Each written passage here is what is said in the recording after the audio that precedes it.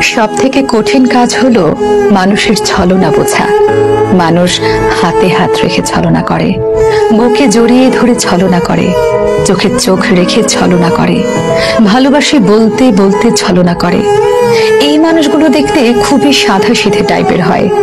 উপরে দেখতে সাধাসিধা হলেও এরা আসলে জাত অভিনেতা। একজনকে ভালোবাসে বলতে বলতে আরেকজনকে নিয়ে রেল লাইনে, পার্কে, হোটেলে ঘুরে বেড়ায়। তাদের এসব নিজের চোখে দেখার পরও নিজের চোখকেই বিশ্বাস করতে পারবেন না। নিজেকে কুয়াশার ঘোরের মধ্যে মনে হবে, মেনে নিতে না চাইলেও ওটাই সত্যি।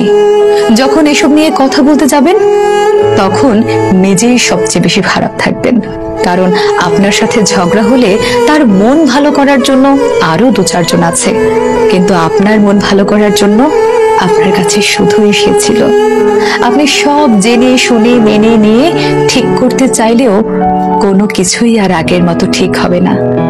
তার সাথে একটু কথা বলার তৃষ্ণায় রোজ পুড়ে ছারখার হবেন, কিন্তু তার কিছুই যায় আসবে না।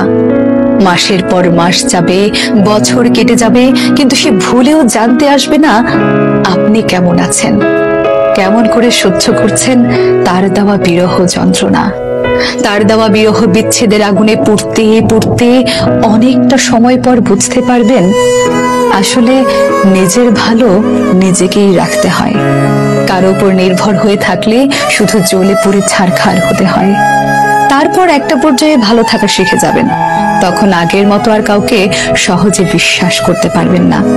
বিশ্বাসটা একেবারেই মরে যায়।